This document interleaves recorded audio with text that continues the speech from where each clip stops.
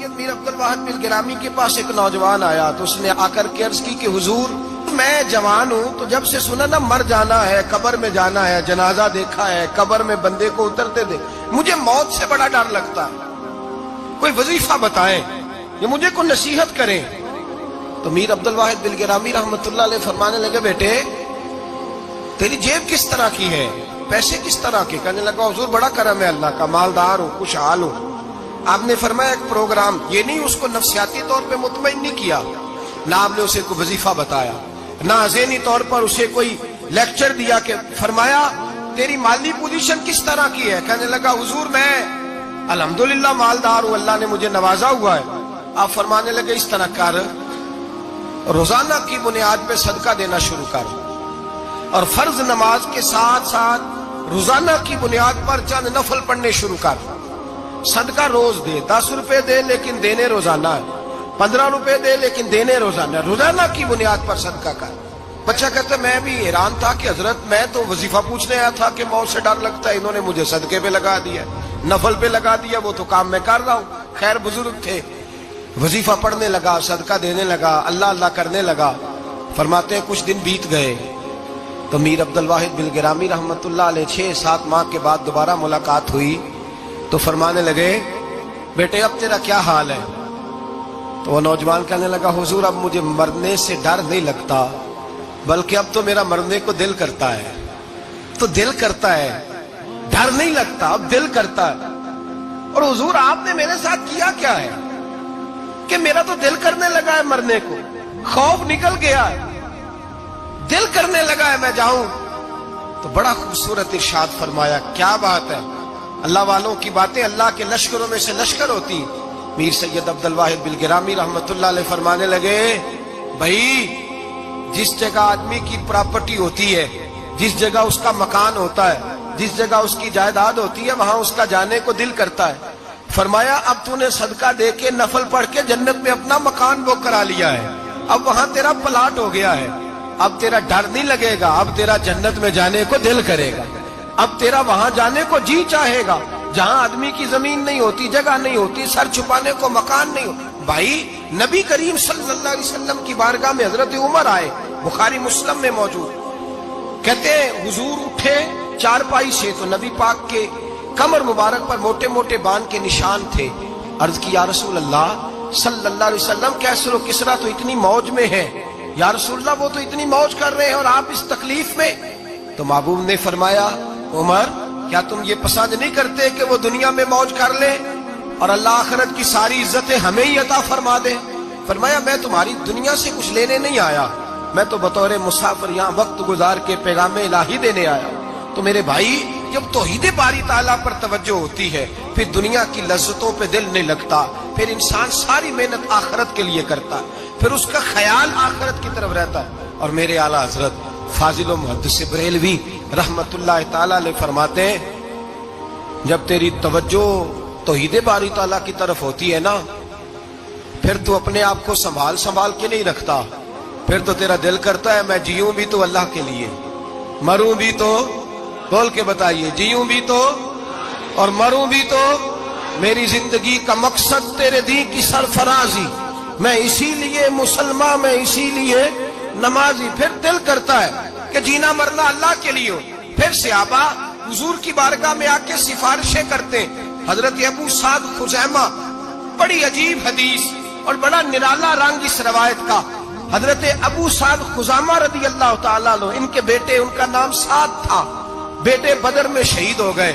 हुजूर ने ओहद के लिए ऐलान किया तो हजरत खुजैमा आए नबी पाक की बारगाह में और आके खड़े हुए तो अर्ज करने लगे महबूबा मैं दुआ कराने आया हूँ। सहाबा कहते हैं लबू लहजे में इतना हुस्न था, गुफ्तगू में इतनी मिठास थी, उसकी बोली के अंदर इतना प्यार था कि हमारे दिल मायल हो गए कि ये क्या कहने आए। हजरत खुजैमा अर्ज करने लगे या रसूल अल्लाह सल्लल्लाहु अलैहि वसल्लम, मेरा साहिबजादा मेरे बेटे मोहम्मद साद वो बदर में शहीद हो गए थे, या रसूल अल्लाह मैं शहादत से रह गया था। हुजूर हम दोनों बाप बेटे का इरादा था जिहाद में आने का, हम दोनों का प्रोग्राम था, वो कहता था मैं जाऊंगा, मैं कहता था मैं जाऊंगा। फिर हमने कुरान अंदाजी की तो कुर्रा मेरे बेटे के नाम निकला, बेटा मेरा आया बदर में, پھر اللہ تبارک و تعالیٰ نے اسے شہادت عطا فرمائی، وہ شہید ہو گیا۔ یا رسول اللہ صلی اللہ علیہ وسلم، آپ نے کل اعلان فرمایا ہے کہ احد کے لیے جانا ہے، اور رات ہی کو میرا بیٹا مجھے خواب میں ملا ہے، اور میں نے دیکھا ہے وہ تو جنت کی نہروں کے قریب سیریں کر رہا ہے، اور مجھے کہہ رہے ابا جی جلدی آ جائیں، یہاں مل کے رہیں گے، مل کے وقت گزاریں گے۔ یا رسول اللہ صلی اللہ علیہ وسلم، میں بے چین ہو گیا ہوں اس کے پاس جانے کے لیے، دعا فرمائے اللہ مجھے بھی شہادت عطا فرما دے، اللہ مجھے بھی شہادت دے دے۔ صحابہ کہتے ہیں اس کی عجیب، اس کا دعا کرانے کا، ہم نے تو دیکھا تھا لوگ دعا کرانے آتے ہیں کوئی مصیبت کے لیے، کوئی پریشانی کے لیے، کوئی آزمائش کے لیے، کوئی بیماری کے لیے۔ یہ مصطفیٰ کریم کے صحابہ کا بارگاہ خداوندی پر اعتماد، توحید باری تعالیٰ پر نظر، کہ وہ کہتے ہیں ہم تو اللہ کے لیے جان دینے کی دعا کرانے آئے، دعا کریں اللہ ہمیں اپنے رستے میں شہادت کی موت دے۔ صحابہ کہتے ہیں نبی پاک نے دعا فرمائی، پھر ہم نے حضور کی دعا کو قبول ہوتے بھی دیکھا، ہم نے اپنی آنکھوں سے مصطفیٰ کی دعا کو قبول ہوتے دیکھا، ہم نے جناب خزیمہ کو احد کے میدان میں شہید ہوتے دیکھا۔ اور میرے رسول پاک صلی اللہ علیہ وسلم کے صحابہ ان کی طرف دیکھتے تو رشک کرتے، فخر کرتے، کہتے دیکھو یہ وہ غلام ہے جو حضور سے دعا لے کر کے دنیا سے گیا۔ آج جو لوگوں کا مرنے کو دل نہیں کرتا، آج بڑی بڑی بلڈنگیں بناتے ہیں، بڑی بڑی عمارتیں کھڑی کرتے ہیں، بڑی بڑی جائیدادیں بناتے ہیں، ہر بینک میں اکاؤنٹ کھلواتے ہیں، سرمایہ، پیسہ، دنیا داری بناتے ہیں، تعلقات بناتے ہیں، سیاسی سماجی رشتے، دنیا داری کے جھوٹ کے ناطے۔ توحید باری تعالیٰ پر جب اعتماد ہوتا ہے تو انسان جس رشتے کو مضبوط کرنا چاہتا ہے وہ یا خدا کا رشتہ ہوتا ہے یا محمد مصطفیٰ کا رشتہ ہوتا ہے، باقی تو پھر اس کی توجہ ہٹ جاتی، باقی تو ہٹ جاتی ہے توجہ، پھر وہ یہ دیکھتا ہے کہ خدا رسول کے ساتھ رشتہ کس طرح مضبوط ہو سکتا ہے۔ میرے بھائی، توحید باری تعالیٰ اللہ کے رستے میں مرنے کا جذبہ دیتی ہے، راہ الہی میں نکلنے کا شوق پیدا کرتی ہے۔ اللہ تبارک و تعالیٰ کی توحید جب تو کامل طور پر مانتا ہے پھر تیرا آگے بڑھنے کو دل کرتا ہے۔ حضرت سیدنا انس بن مالک رضی اللہ تعالیٰ عنہ فرماتے ہیں، الترغیب والترہیب میں حدیث مبارکہ موجود ہے، فرماتے ہیں احد کے میدان میں یا اس کے علاوہ کوئی ایسا موقع تھا کہ ایک صحابی حضور کی بارگاہ میں آئے، عرض کرنے لگے یا رسول اللہ صلی اللہ علیہ وسلم، ایک تو میں غریب ہوں، دوسرا میری شکل صورت خوبصورت نہیں، تیسرا میرے وجود سے بدبو نکلتی ہے، کوئی میرے قریب نہیں بیٹھتا، اگر میں اللہ کے رستے میں جہاد کروں، اپنی راہ خدا میں جان دے دوں تو بتائیے میرا رب مجھے کیا عطا کرے گا؟ تو نبی پاک نے فرمایا اگر تو شہید ہو گیا تو سارے دروازے کھل جائیں گے جنت کے، سیدھا جنت میں جائے گا۔ یقین کامل دیکھیے، احد کے میدان میں تلوار پکڑی، جہاد کیا، شہید ہو گئے۔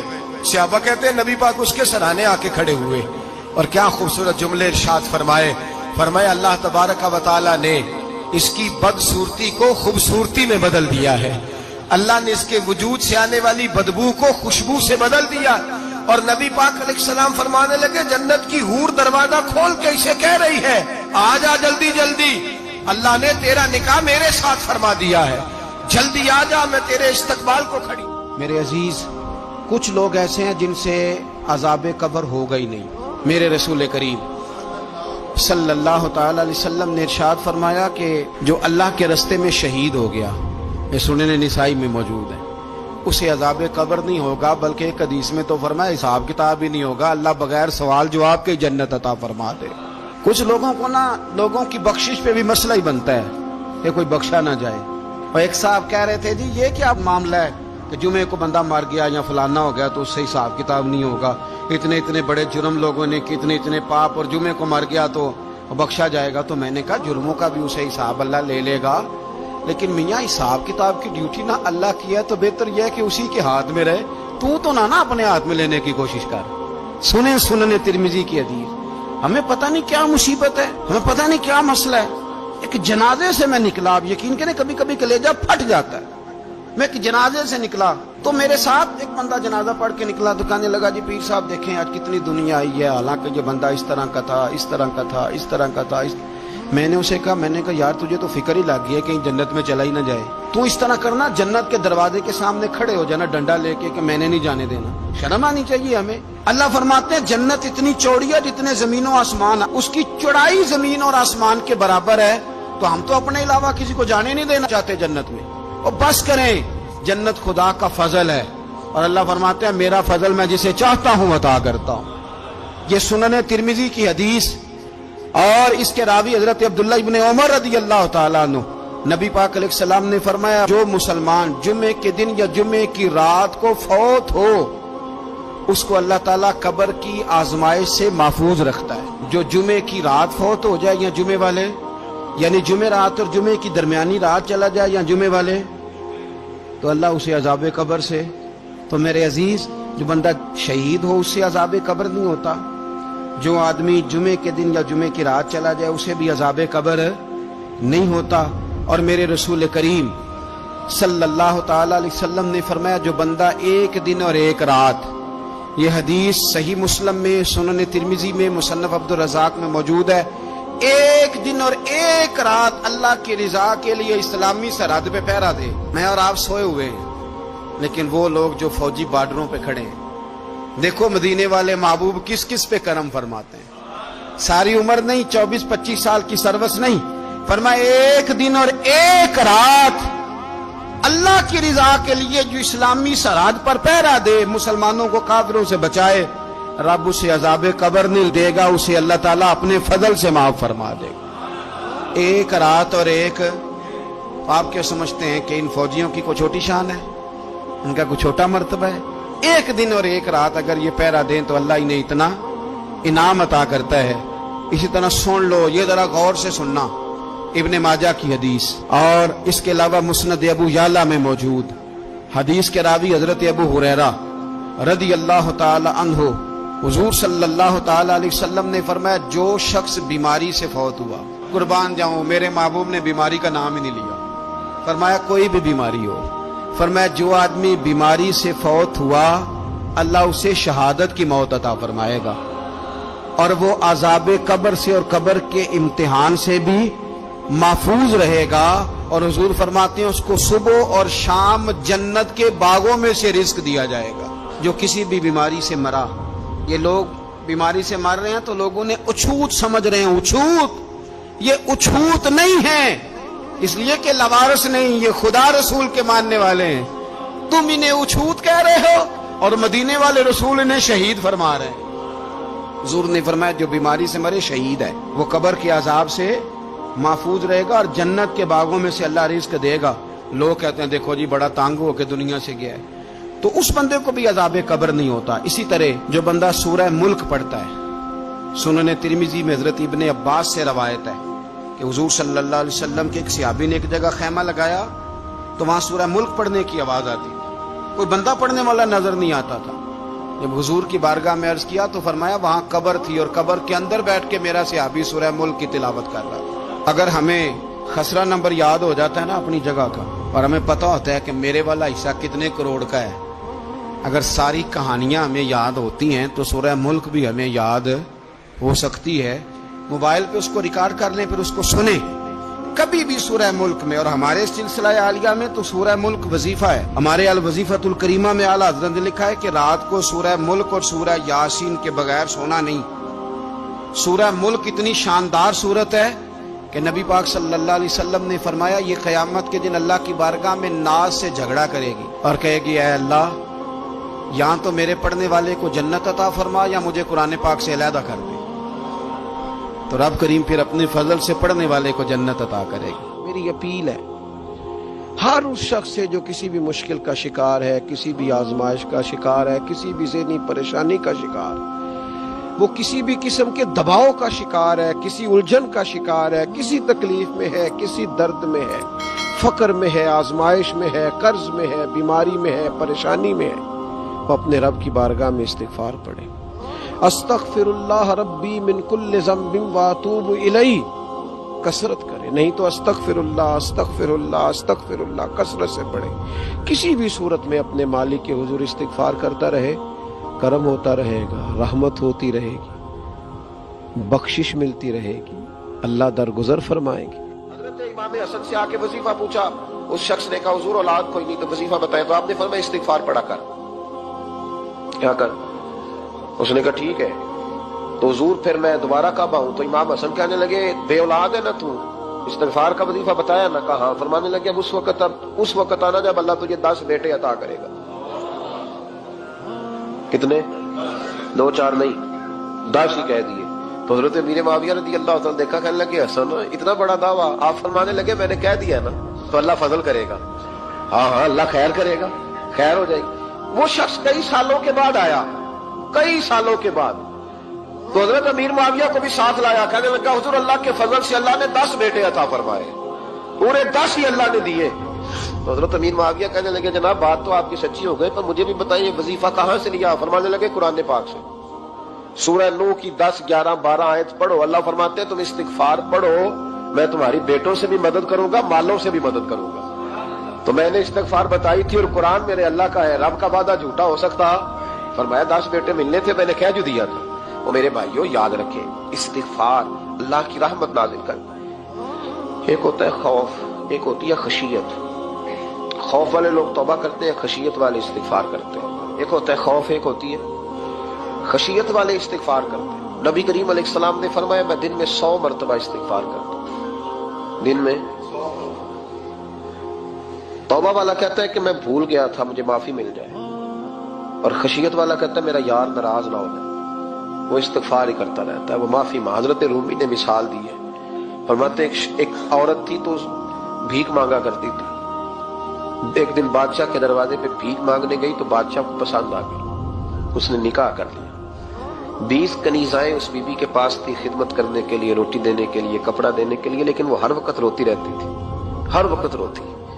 ایک سمجھدار کنیز کہنے لگی کہ ملکہ اب تیرا درجہ بہت بڑا ہے، تو ہر وقت روتی رہتی ہے، معافیاں مانگتی رہتی ہے ہر وقت، کون سی ایسی نعمت ہے جو تیرے پاس نہیں؟ تو وہ کہنے لگی اس لیے تو روتی ہوں۔